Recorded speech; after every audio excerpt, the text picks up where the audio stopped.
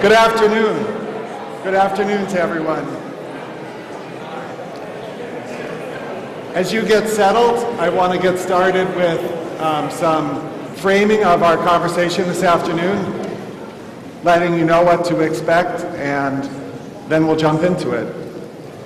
If you're just joining us, I'm Chris Sharon. I'm on the faculty here teaching worship, and it's just been my pleasure to help with the planning and some of the leading of the service. In fact, I just want to thank Jay Beach again and his great band. My foot is still tapping.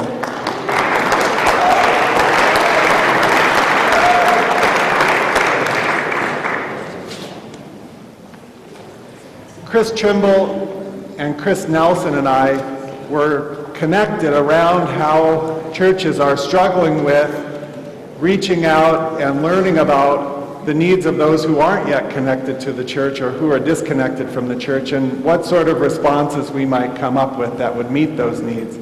It's what Dirk Lang talked about in his opening presentation as a gospel attentiveness to the neighbor. And in the course of that conversation, the three Chris's had some conference calls in order for Chris Nelson to hear more fully what Chris Trimble was up to, and Chris Trimble to hear more fully what Chris Nelson was up to.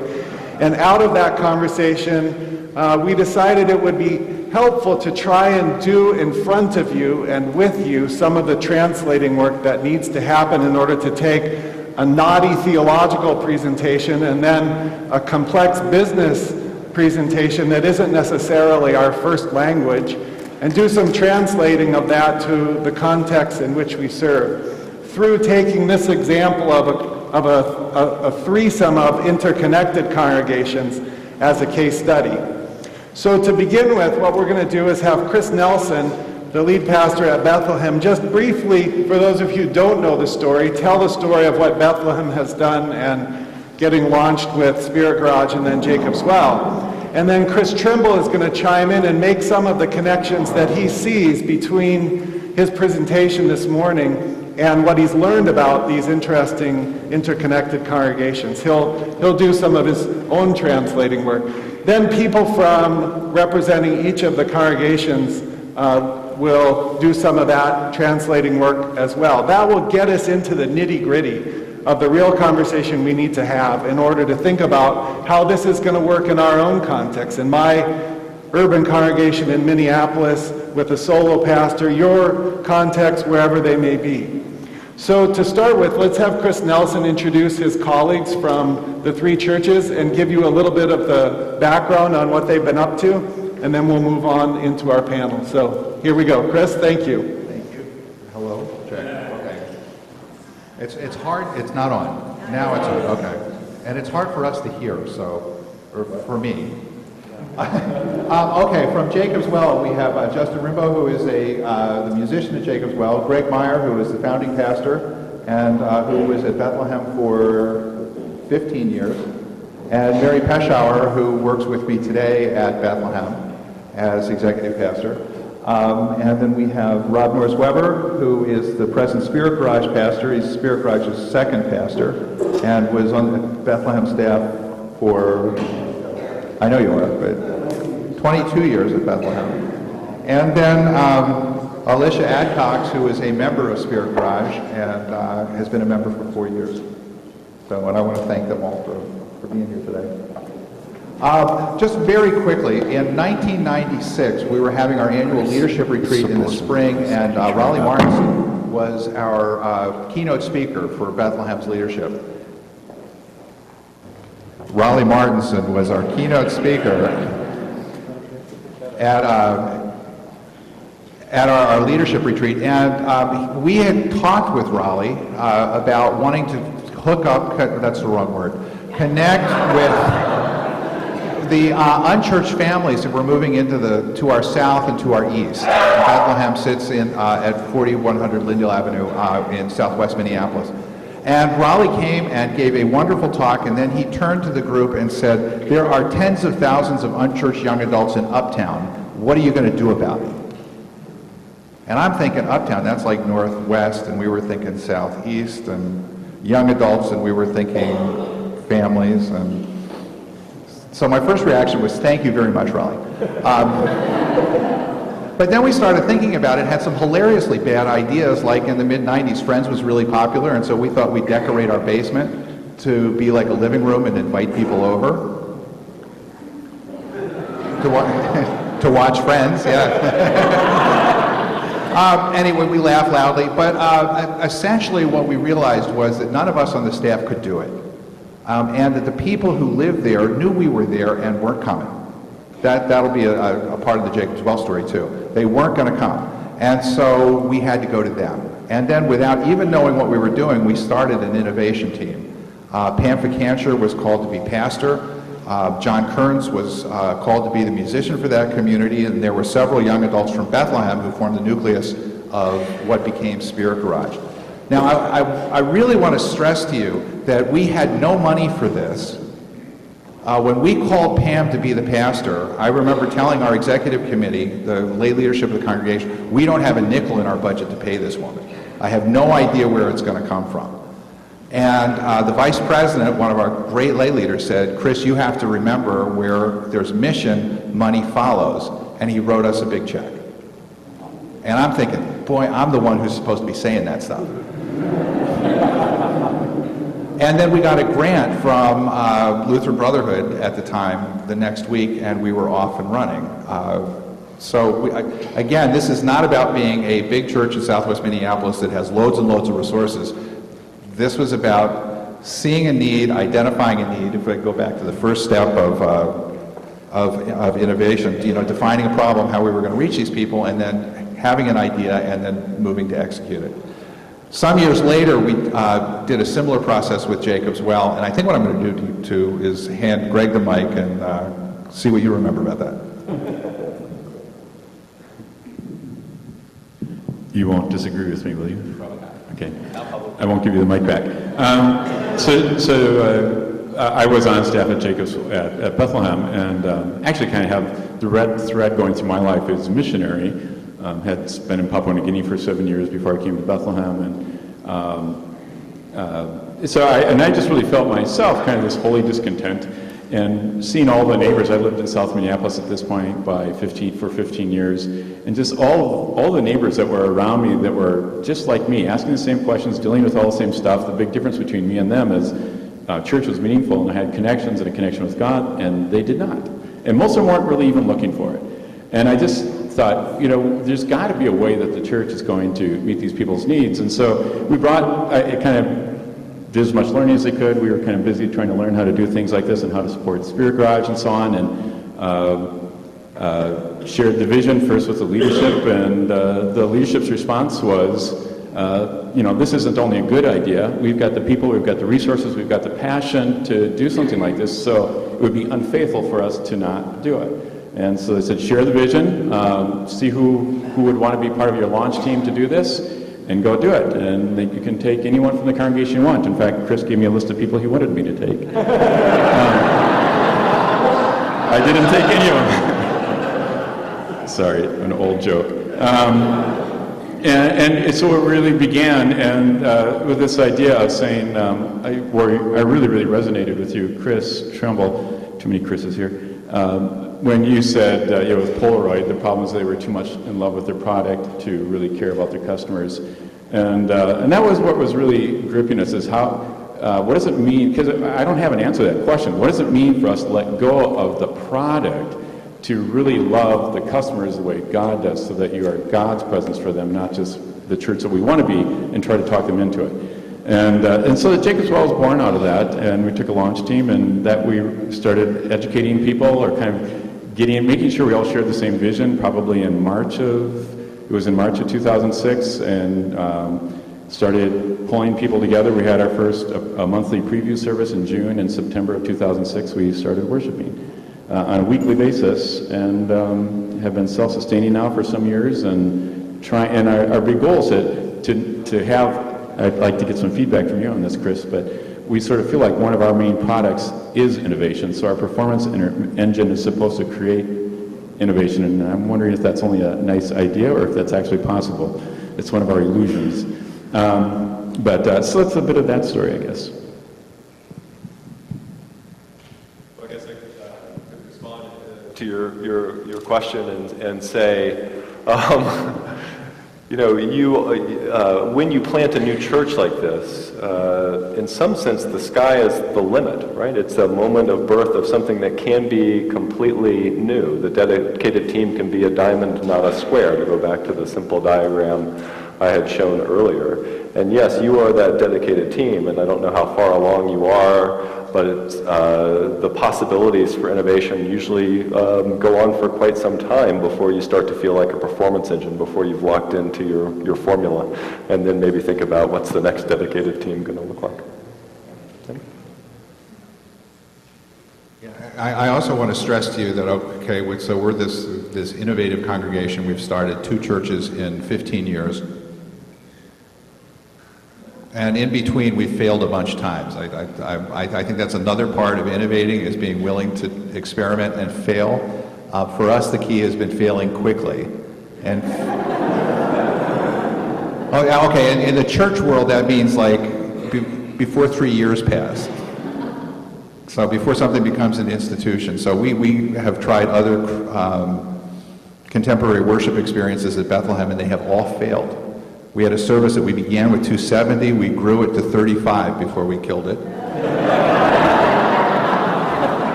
And another service that we did on Saturday nights that started with 70 and ended at 11. And with no connection between what we were doing on Saturday nights and Sunday mornings, so the people who were still there had nowhere to go, and we lost them. So it's a willingness to experiment. That's a failure that still bugs me. But being willing to fail and knowing that failing is part of the deal. You don't have a great idea every time. Failing fast is in fact something that I talk about quite a bit when I have more time. It's not something that we talked about this morning, but there's a real discipline to doing that. And so I'd be curious to hear from anyone on the panel, as you built Spirit Garage or Jacob's Well, how did you figure out what was working and what was not working quickly, and zero in on what was working and stick with that?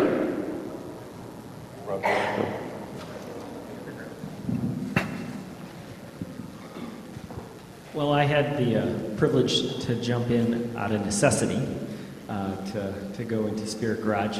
It was not something I was looking for, but what really helped is Spirit Garage kind of stood alone, and what I liked, what Chris said this morning, is that partnership is necessary for the shared staff and the dedicated team. And so with my time into Spirit Garage and my longevity at Bethlehem, it's been a nice partnership that has been built between Spirit Garage and Bethlehem. To speak specifically about learning, failing fast, we did try to start another worship community called Spirit Garage Underground. We had some people that were interested in doing something a little different, and we actually received some money from the Synod and from the National Church to launch that, and we did.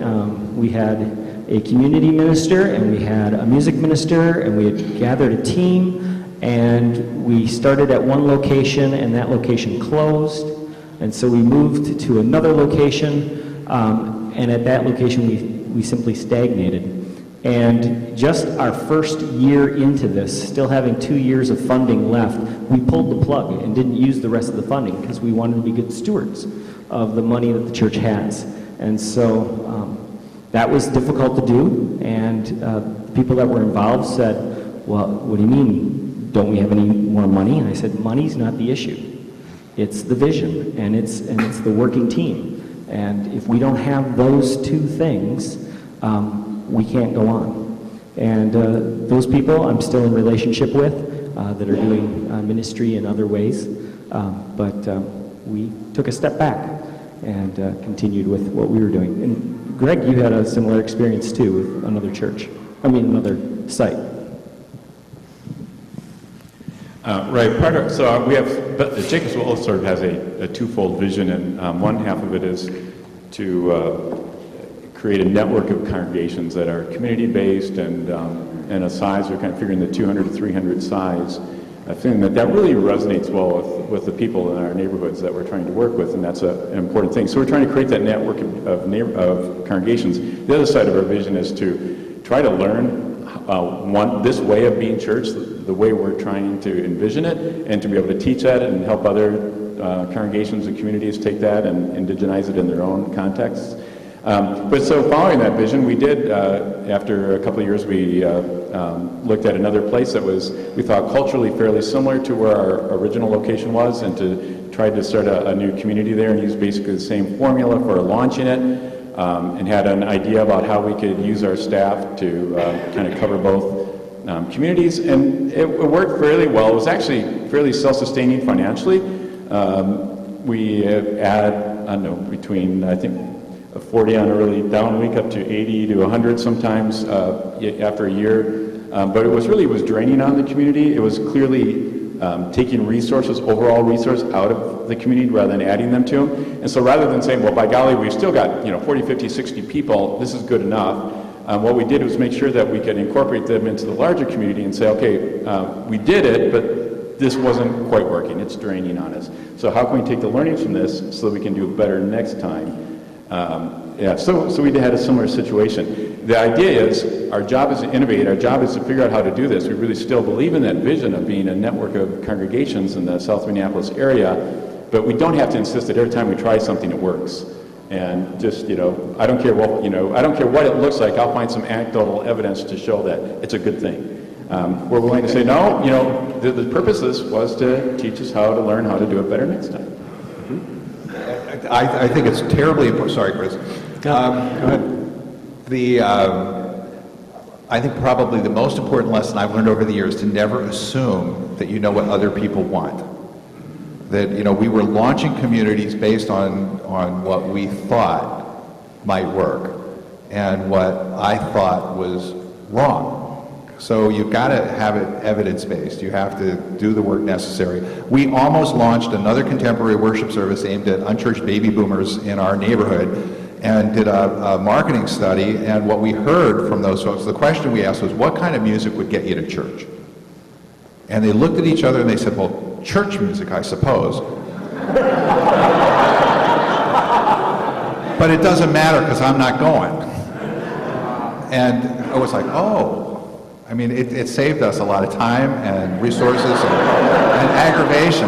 What we did learn, by the way, and this is terribly important too, is that unchurched people in our community will work alongside of church people in acts of service in the community. Okay, so they will engage with you in Habitat for Humanity or something like that, and then it is incumbent on the people with whom they are working to be able to tell their faith story in such a way that it communicates with their unchurched neighbor who's serving with them. And that switches over then the emphasis on how are we equipping our people to share their faith in a world where lots of people don't share that faith. What I wanted to push on a little bit is whether what you tried was, in your view, successful or a failure. How did you diagnose, in Chris Trimble's terms, the needs that you were trying to address? And are there things you're learning about how to go about that work of addressing, learning about what the needs are and trying to understand them well? This example was a great example of actually going out, doing listening, and then having that reshape what you're doing in response. And so I just want to ask all of you to think in real concrete ways. How are you learning to discern the needs of those who aren't there?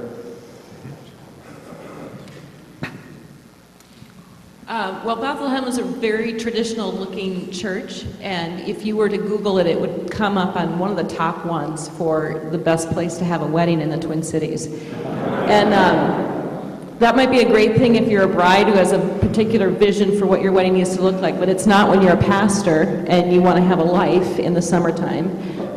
You have a ton of weddings on the weekends. And what I have found is oftentimes those things that you think are barriers and that are annoying, to pay attention to them, because in that moment, really, God might be leading you into an opportunity that you could never have imagined.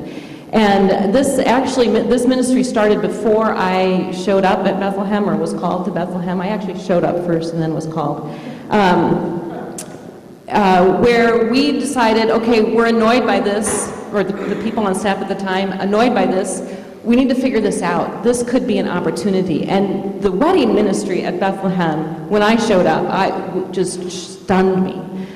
It's a whole team. It's a separate team of people. We have a wedding coordinator she has a team of people. She calls in people from the community, a counselor who leads a day-long retreat. We invite other churches to participate to help resource other congregations. And then she has a network of people within the congregation that meet with these couples who are going to be married as small group leaders, talking about marriage and how hard it is, and what are some things that have worked for them, and what are some things that don't go so well. And in order to be married at Bethlehem, you don't have to be a member, but you need to participate in that process. And fast forward, pastors still lead we have once a month baptism classes. I am stunned at how many of the couples say, we always say, tell your story, how did you get to here? Well, we got married here. And it's amazing now these people are on a journey together as many of them start to have families together, and they are making those connections.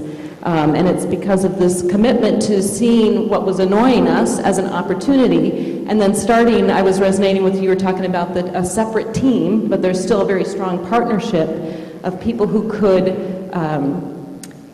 create something that was relevant to people, that met a need.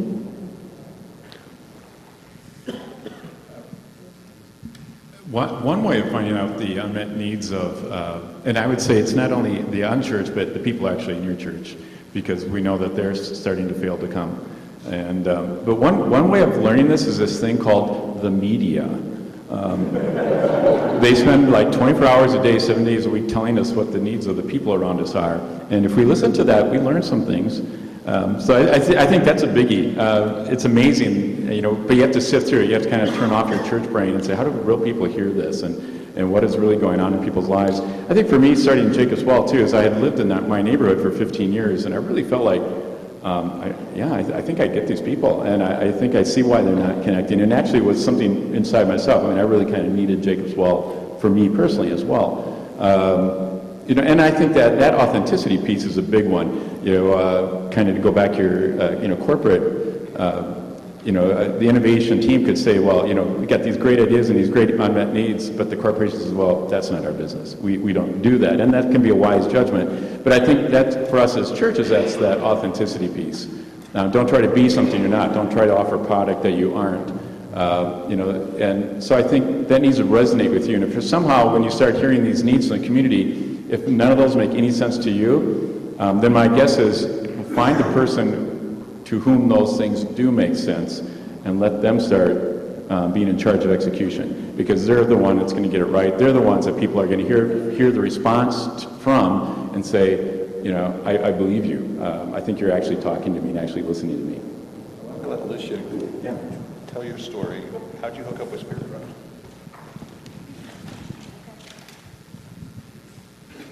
Hi.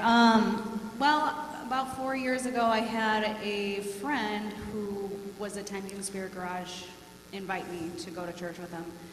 And I had been seeking a place of worship for a long time, and I was not raised in the church, so I wasn't exactly comfortable just walking into a Catholic church or any kind of church really that everyone just seemed to, kind of like what Chris said earlier, was intimidating for me to walk in. And I really didn't understand what the pastor was talking about. I didn't understand the lingo, and I really just kind of left feeling uncomfortable.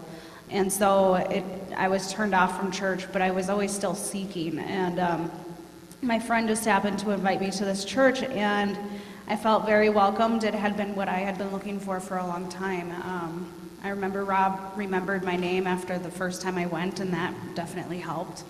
The music was bearable. I liked the music. It like Kernsy, if you guys know John Kearns, he's got this big afro, white dude afro, and they sang this song called The Church with the Really Big Door, and it was really funky, and I was like, I'm coming back to this place. And and I felt really comfortable that I didn't feel forced into believing something that I didn't. I wasn't there yet. I was met where I was at. I was listened to. I just didn't feel pushed to do anything I wasn't comfortable with, and I was able to be a part of the church. I got to do the prayers one day. I have been in a couple of plays. You know, I just have been able to. I felt like they were building me up and shining my talent, like looking at what I am good at and kind of building me up in that way. And it just became a place where I really, really enjoyed going every Sunday. And I became parts of small groups. They have a lot of small group opportunities, and I did that on the weekends or weeknights, whatever was available that I could make it to. And yeah, and it's a good community, and you know, I first started going and there was a lot of friends that I had that were going, and most of them don't go anymore, and I still go, whether I don't call them anymore to find out if they're gonna be there. And also I had moved about 30 miles north back in August, and I've started to go to a church out there as well, and if it wasn't for Spirit Garage, I wouldn't feel comfortable walking in the doors of this church today. So I'm just really grateful that it was there and available to people like me and myself, and yeah.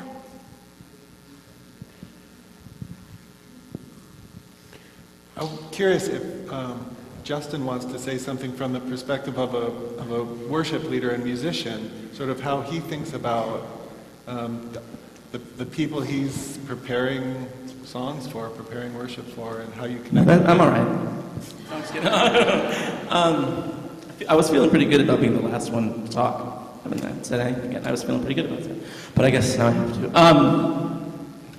You know, the way we approach music kind of has to do with what Greg talked about, which is how you listen to people outside of being friends with people who aren't a part of your church. That's a good way to start. But another way is through the media, and oh man, for a lot of the folks who come to Jacob's Well, we have a really wide range of kinds of people. We have unchurched people, we have de-churched people, we have people who have been going to church all their lives. We have a lot of seminarians who come to Jacob's Well, so we get a wide range of people. But what those people listen to kind of tends to be something similar in terms of music, in terms of taking in art and things like that. So we're kind of really loosey-goosey, and we're really intentionally loosey-goosey about blurring the lines between the sacred and the secular. Now, this might not work for your church, and that's fine.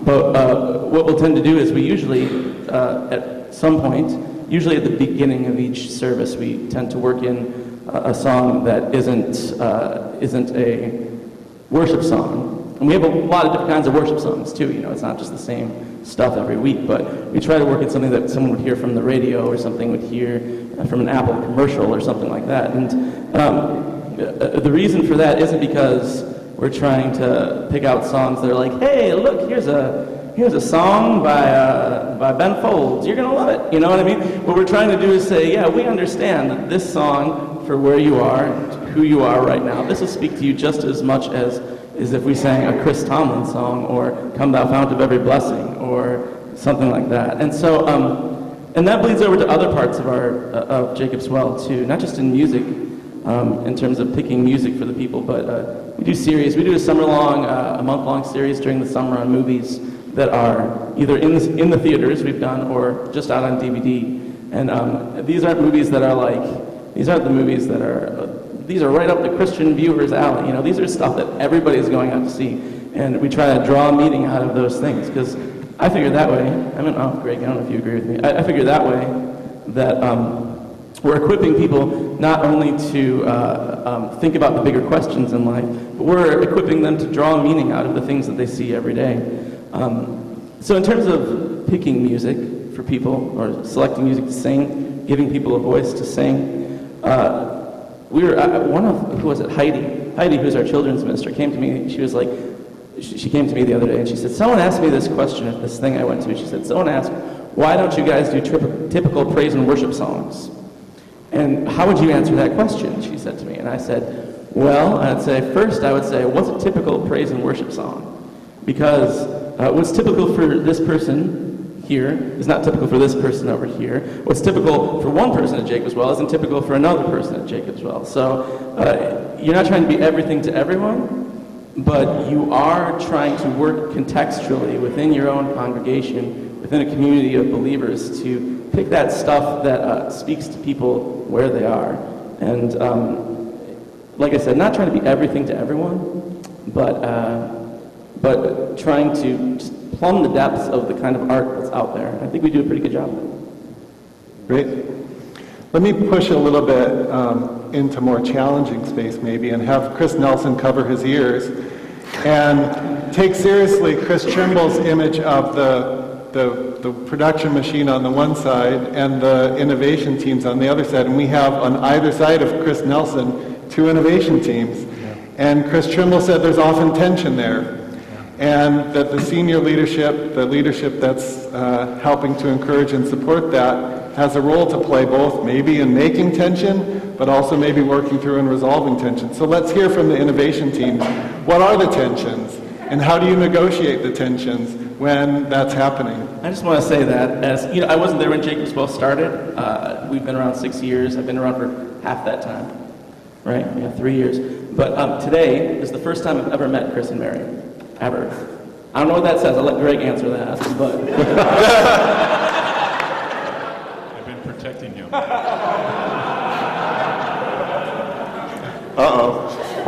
Well, actually, I would say that's probably the big thing. I think there's very little tension. Bethlehem learned before any of us ever came on staff that it was going to do its best. It's somehow built into its culture, but it's going to do its best when it's busy giving away. It learned that early on, that when it's truly in mission with nothing necessarily that it's going to get back for it, that they're going to find that they really grow in all the ways. So we've been the beneficiaries of that kind of culture that's pretty deep, and it needs to be kept alive, it needs to be nurtured, but it's pretty strongly there. The Spirit of God's pretty heavily at work on that. And so I think it's pretty safe to say that no one at Bethlehem feels threatened by the innovation that Spirit Garage or Jacob's Well has, and I don't think Jacob's Well or Spirit Garage feels like we're overshadowed by Bethlehem and they're wanting to control or anything like that. I would say our weakness is that we don't exercise the connection enough. We don't maybe draw from some of the depths in the ranks at Bethlehem of expertise and possibilities, and we probably maybe don't have enough of a feedback loop of the innovation that we're working with to see how that can springboard forward. Mm-hmm. I'll jump in here quick as an outsider too, or coming late to this particular game. The kids that struggle the most and there's the most sibling rivalry between are the ones that are the most alike. At least that's my experience with my 4 kids. And I think the lack of tension is that Jacob's Well and Spirit Garage are 2 very different children, very different models, innovated in a very different way, and I think that actually has just made the tension less, and we still have lots to learn from both experiences, but they're 2 different children. It's not like we tried to repeat what happened with Spirit Garage. It was a different approach.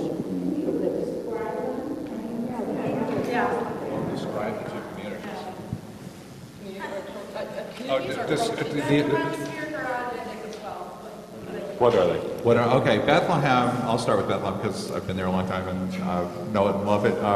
But we are a traditional Lutheran church. We are a community of almost 3,900 baptized members now. And our biggest age group is our 0 to 10-year-olds. And the second biggest age group is their parents, the 30 to 40-year-olds. We get people who grew up with good church memory and who value traditional worship and music. That's what we're good at. And that's the crowd. You know, Lutheran College graduate moves into South Minneapolis, they tend to check us out. So that's, I mean, if you were to look at us, we are working on our diversity. We're not very good at it, but we have a service now which is beginning, to our astonishment, to draw a more diverse crowd. So we'll probably have to ask those folks why they're there. But my point is that, so we're a traditional Lutheran church with people filled with good church memory. I told Kathy Werzer that we're an NPR congregation. I asked every class of new members, how many of you have Minnesota Public Radio presets in your cars? And 2/3 to 3/4 of the hands go up. We know exactly who our target is, and we get them, okay?